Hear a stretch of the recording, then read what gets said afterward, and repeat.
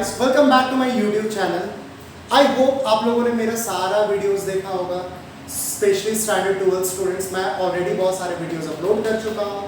मैं स्टैंडर्ड 12 का national income topic पढ़ा रहा हूँ ऑलरेडी। उससे भी रिलेटेड कुछ टॉपिक्स मैंने ऑलरेडी वीडियोस डाल रखा है। So if you have not yet watched, please watch those videos, right. So आज मैं टॉपिक डिस्कस करूँगा नेशनल इनकम के कुछ छोटे बड़े कॉन्सेप्ट्स। लाइक सबसे पहले हम लोग डिस्कस करेंगे जो आपको बोर्ड में दिख रहा होगा, gross and net. Gross value net value में क्या रिलेशन है। देन हम लोग समझेंगे national product and domestic product में क्या रिलेशन है।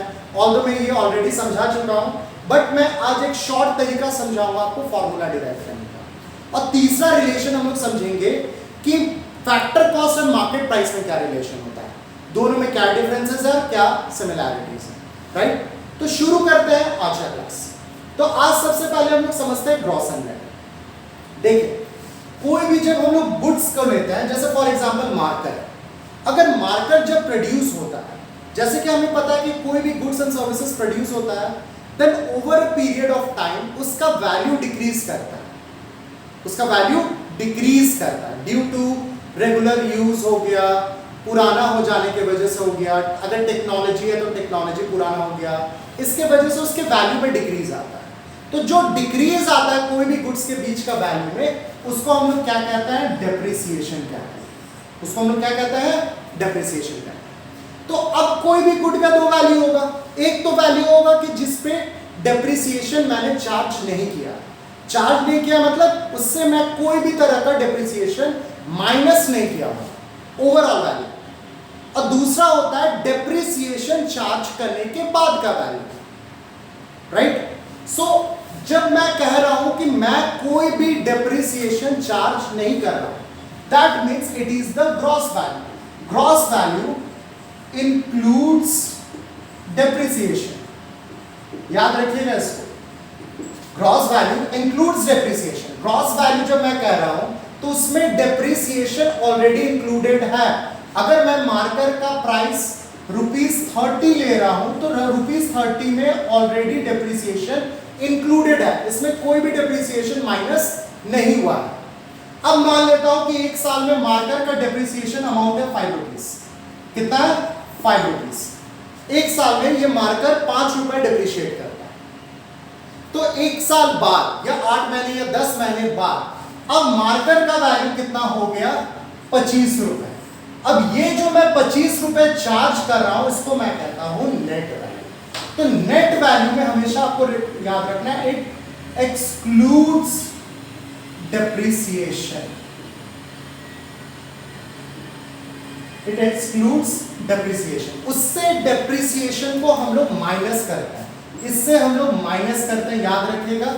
और इसमें एडेड रहता है, ऑलरेडी एडेड रहता है। So gross value of a product includes depreciation, whereas net value of a product excludes depreciation. तो ये तो क्लियर हो गया।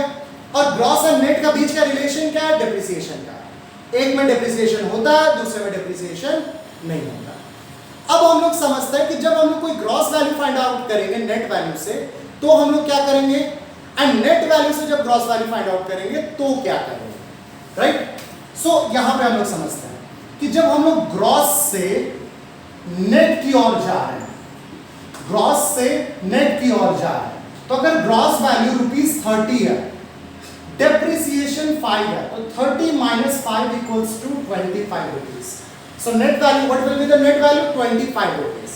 मतलब कि ग्रॉस से जब हम डेप्रिसिएशन को माइनस करेंगे स्टूडेंट्स, तो मेरा क्या आएगा, नेट वैल्यू आएगा। I hope it's clear to you all. उसी तरीके से अगर नेट से वापस हमको ग्रॉस कैलकुलेट करना है, तो 25 + 5 इक्वल्स टू ₹30, जो कि ग्रॉस वैल्यू।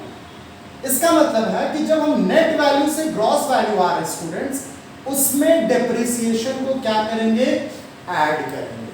उसमें क्या करेंगे, डेप्रिसिएशन को ऐड करेंगे। याद रखना, depreciation is a broader concept, whereas net value is a smaller concept.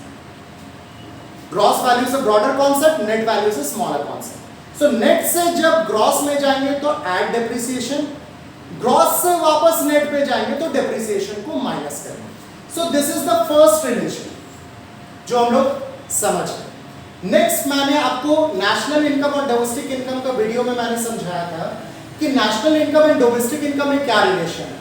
उस कॉन्सेप्ट को मैं जस्ट शॉर्ट में ब्रीफ में बताता हूं कि जब मुझे डोमेस्टिक इनकम निकालना है, जब मुझे डोमेस्टिक इनकम दिया हुआ है, तो डोमेस्टिक इनकम मतलब with in the country, with in the country, ये वो इनकम है जो देश के अंदर हो रहा है, टेरिटरी के अंदर हो रहा है। नेशनल इनकम क्या है? नेशनल इनकम क्या है?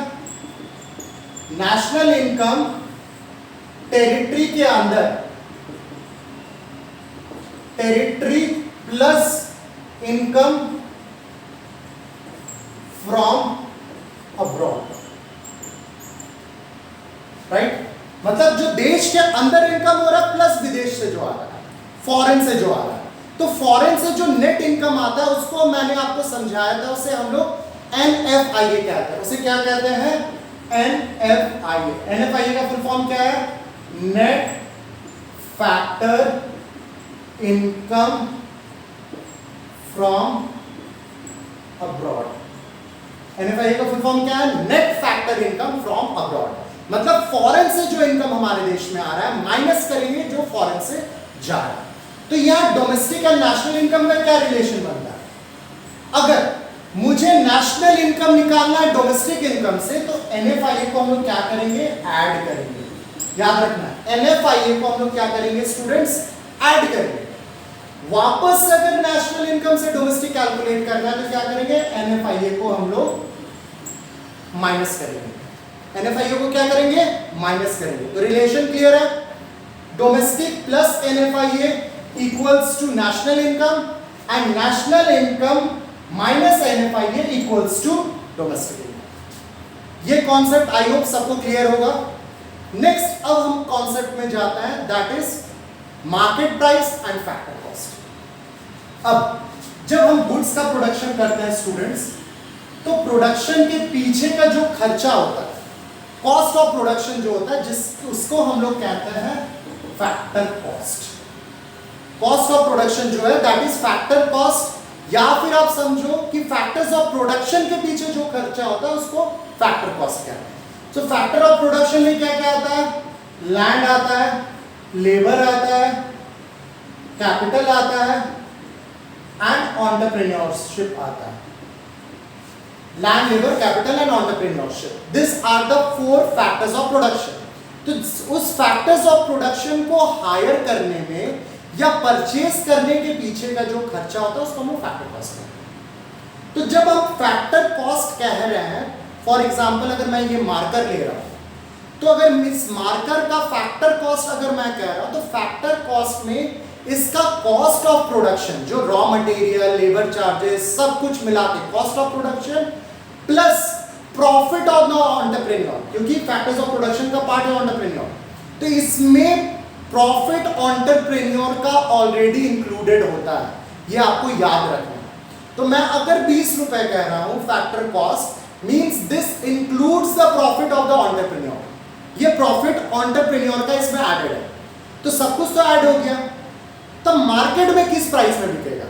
अब यहां पे क्या होता है? यहां पे अब रोल होता है गवर्नमेंट का। अब गवर्नमेंट आ जाती है बीच में, मुझे टैक्स चाहिए, मुझे टैक्स चाहिए, मुझे टैक्स चाहिए। तो क्या होता है? फैक्टर कॉस्ट के साथ टैक्स को जोड़ दिया जाता है।